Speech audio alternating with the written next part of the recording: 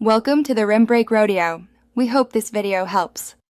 In this video, I will explain how to make oxygen for your fish tank. Maintaining adequate oxygen levels is crucial for the health and well-being of your aquatic inhabitants. Fish, like all living creatures, require a steady supply of dissolved oxygen to survive and flourish. Without it, they can become stressed, ill, and ultimately perish. Let's explore the best ways to keep your tank well oxygenated.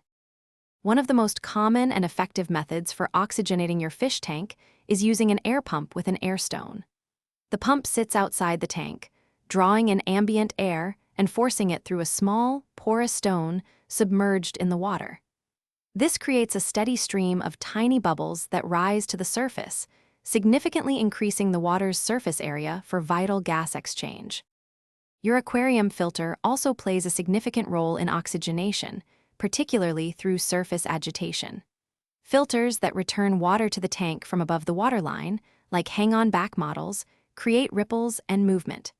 This constant disturbance at the water's surface allows more oxygen from the air to dissolve into the water, while also releasing carbon dioxide. Aim for gentle, consistent surface movement. Live aquatic plants are natural oxygen producers, releasing oxygen into the water during the day. However, they consume oxygen at night, so don't rely solely on them. Additionally, avoid overstocking your tank. Fewer fish mean less oxygen consumption. Performing regular water changes, around 25% of the tank's volume each week, helps remove organic waste that depletes oxygen and introduces fresh, oxygenated water. Thanks for watching.